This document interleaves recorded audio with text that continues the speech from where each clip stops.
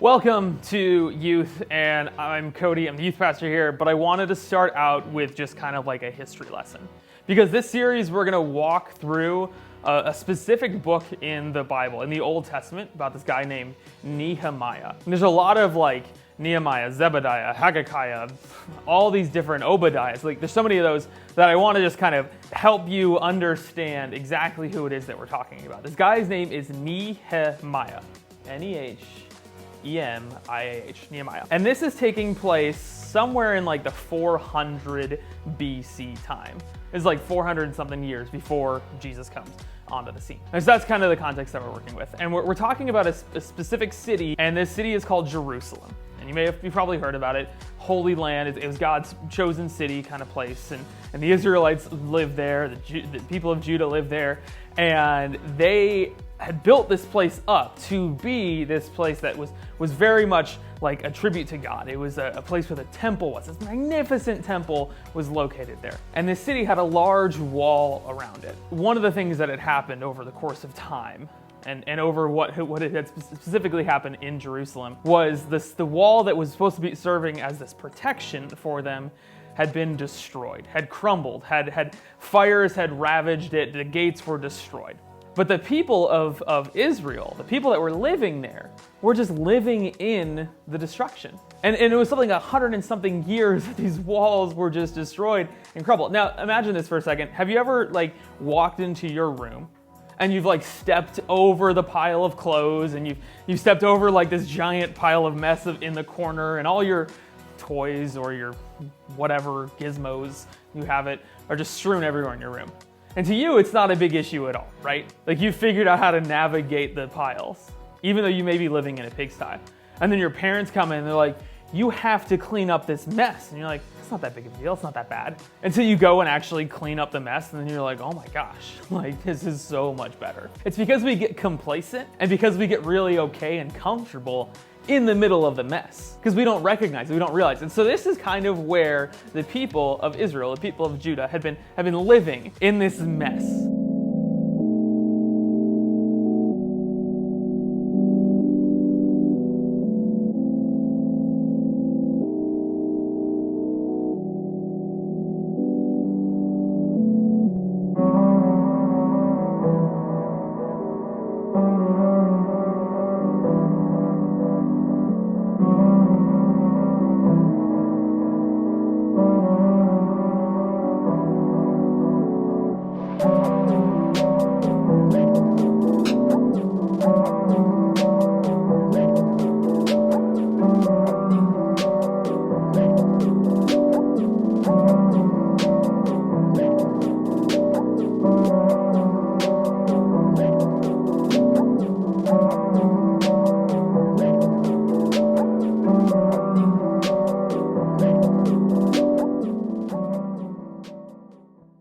So Nehemiah himself, he had never been to Jerusalem. See, the Jewish people at this time were like exiled. A lot of them were. And he was living in this other place in Persia, and the king was his boss. He was what they called a cupbearer to the king, meaning he was this advisor, meaning his job was to basically do whatever the king wanted him to do. And it was a pretty lavish lifestyle. But I can only imagine that Nehemiah was probably thinking of bigger things, because his plans and his aspirations, his goals were so tied to the king. They were so tied to what the king wanted for him. And unfortunately, that meant that he didn't get to live out his own plans and purposes in his life. And I don't know about you, but maybe you can relate to Nehemiah in this. Maybe you feel like some of your plan or your life is just kind of decided for you.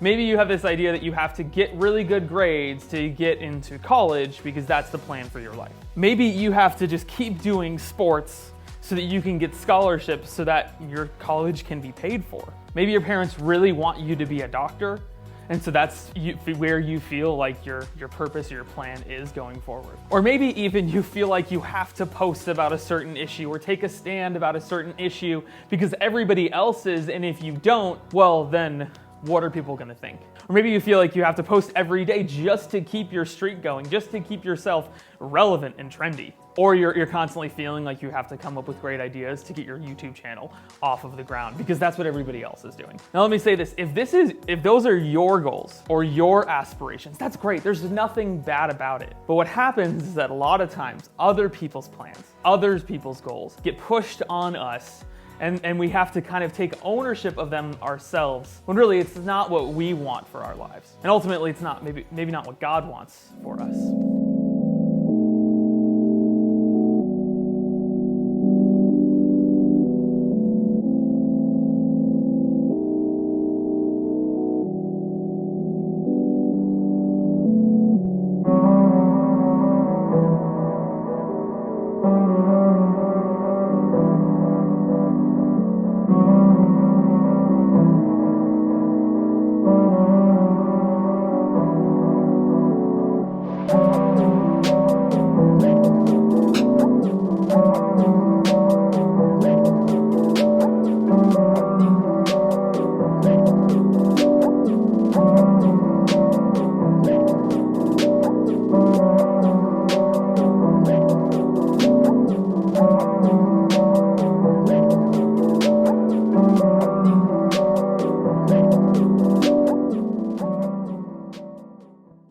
When I was growing up, I was part of this organization called the Empire of Chivalry and Steel. Basically, we would just dress up in suits of armor and hit each other with swords. I talked about this last week when I wore that to school for Halloween one year. But in this organization, we had people who were kind of like the heads of the organization. And because we were a medieval recreation group, they were the king and queen. And I was, at the time, being mentored by someone who had previously served as king and queen. And that really person had a lot of say in how things progressed within the organization. Now, the guy that was mentoring me, his name was Robert, he really wanted me to take on that leadership role. He really wanted me to take on that to become king. And it was decided by election. And I remember sitting there and being like, well, I agree with a lot of what you're saying, Robert. A lot of the things that he was trying to push forward were really good things for the organization. But I was like a 19-year-old kid.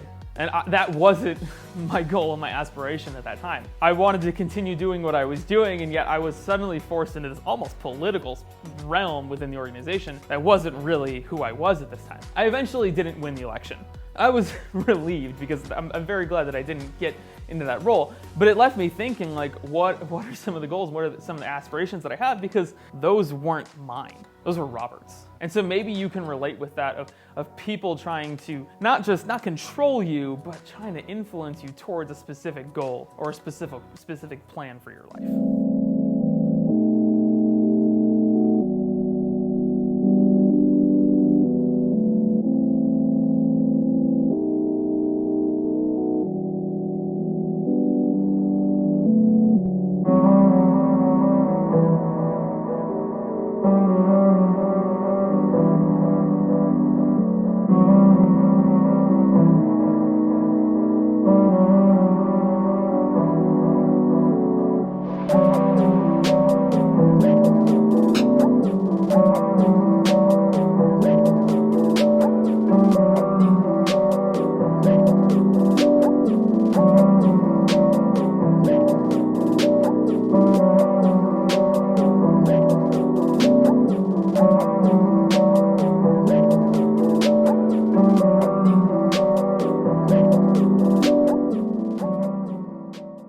See, whether it's your parents or whether it's a mentor or a leader in your life, a lot of the times we're influenced, we're pushed towards certain things because that's what other people say for us.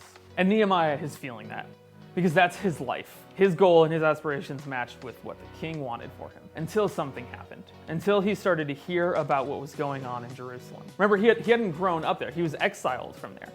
But all of a sudden, he heard about what was happening. And we see this in the very first chapter, the 3rd verse of Nehemiah. I want to read with you what he hears from his brother and his family members about what's going on there. So they said to me, "Things are not going well for those who return to the province of Judah." This is Jerusalem. "They are in great trouble and disgrace. The wall of Jerusalem has been torn down, and the gates have been destroyed by fire." And then notice what Nehemiah does. Notice how he responds to this. "When I heard this, I sat down and wept." And so something started happening in him. He started to feel this burden.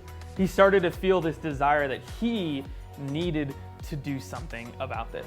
And so when it comes to our plans and it comes to our aspirations, it comes to our goals in life, what we need to know, and this is something that we see living out in the life of Nehemiah, is that our burdens reveal God's plan for us. My burden reveals God's plan for me. Say that with me. My burden reveals God's plan for me. And we hear that word burden, and sometimes we think that it has to be this emotional wreckage, this like weight that we can't lift ourselves, or this thing that we're dragging with us, or this thing that just emotionally just drives us forward. And it's not always a bad thing, because a lot of the times burden is expressed in what we're passionate about, what we're excited about, what sets a fire underneath us and gets us moving, gets us going. That's what we're talking about when it comes to burden. It's not always this like plight of this horrible thing that's happening, but it sometimes is just this way that you see that you can make a difference, a way that you see that you're passionate and excited about.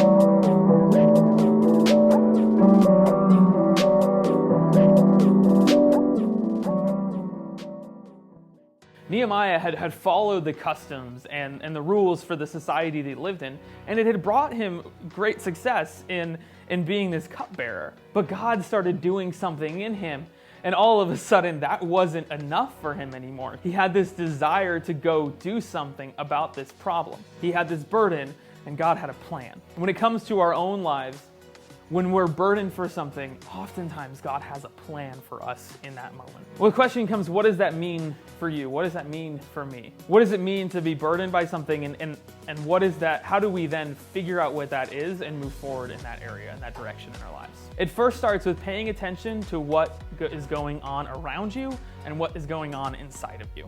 Start asking yourself the question of what makes you passionate? What makes you excited? What gets you out of bed in the morning with just this idea that you are ready to face anything and everything?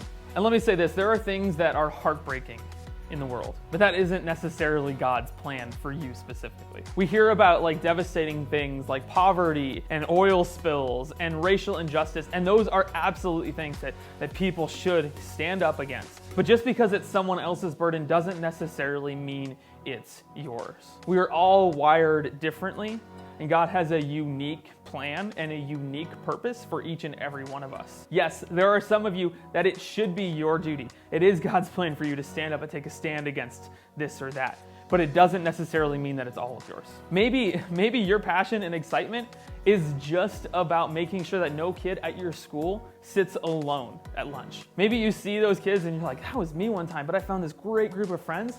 Now I want to go and be that person for someone else. Or maybe you see people that are homeless and living in poverty, and you say, I want to do something about that. I want to collect canned goods. I want to make a difference in their lives. Or maybe it's simply pursuing something that you know can make a greater difference in the kingdom of God. Each one of us has a different plan and a different purpose.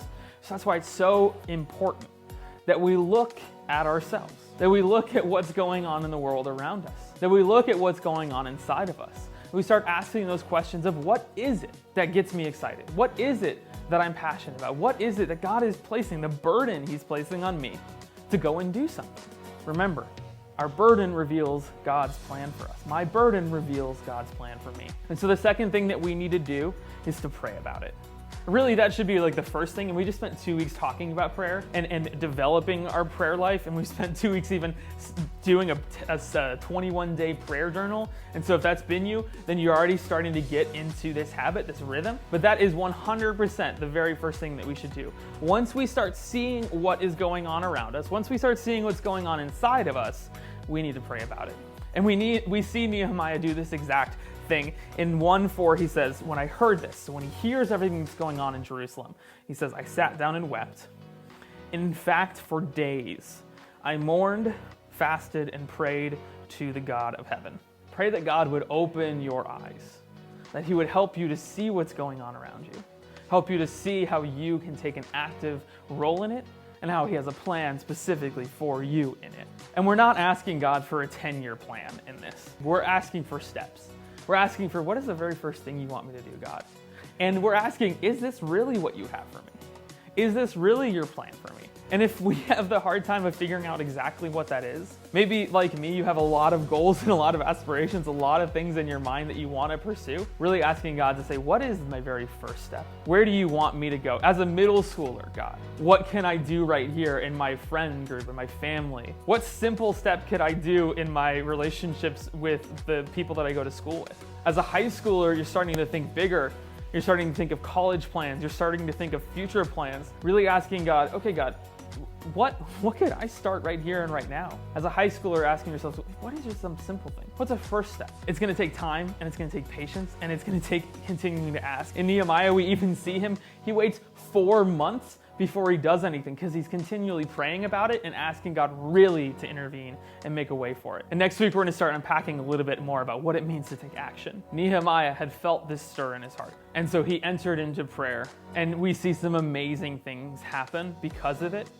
And we see some beautiful things come out of the rubble. And that's what we're really excited about. When it comes to this idea of fulfilling a purpose and plan that God has for us, we see miraculous, amazing things come up out of the rubble. And that's what the series is all about, is really living in the plan, the good works that God has for each and every one of us. The key verse for the series is something that we see happen when people start to catch the vision and purpose that Nehemiah comes with in the city of Jerusalem. And they say this, the people even respond to him. They replied at once, "Yes, let's rebuild the wall."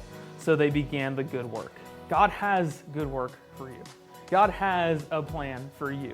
So this week, start paying attention to what's going on inside of you, what's going on around you. Start praying about what God may have planned for you. And start remembering that God has a plan for you, and that our burden, what we get passionate about and excited about, that reveals God's plan for us personally.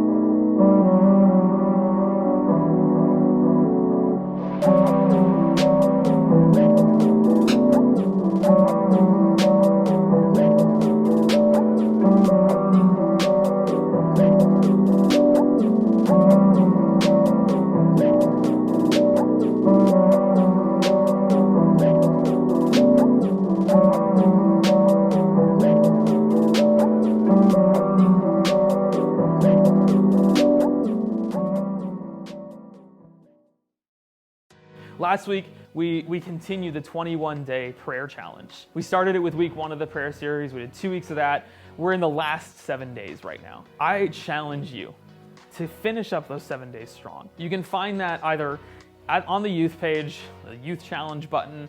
It's in the description down below if you're watching this on YouTube. If you're sitting in the classroom right now, we have physical copies of the book. If you've already grabbed one and you lost it, then get it. It's okay. You can take another one, or you can download the digital version if you want to save a tree. I want to pray for you guys specifically, and I want to pray for anybody who is joining us here online. God, thank you for the time that you have given us and the way that we are able to discuss these topics digitally, physically, all of these ways, God. Thank you for having a plan in the midst of all of what's going on. I pray for every person joining us, that you would give them focus, that you would stir inside of them, that you would help them to see specifically what you have planned for them, even just the beginnings of that plan. If you're joining here and the idea that God cares about you specifically and wants something for you has never really been something you've thought about, maybe because you've never really thought about a relationship with God, then I want you to join with me in this prayer. If He's doing something in you and you want to respond in prayer, then right now is this opportunity to pray this prayer to Him. God, thank you that you care about me, that you love me, and that you created me. And that in my past I may have made mistakes, but Jesus died on the cross so that I could be made new in you. And that because of His death, and because of His resurrection, I'm invited into a new life with Him. And today I'm choosing to put you as the leader of my life and follow you with everything that I have. In Jesus' name we pray. Amen.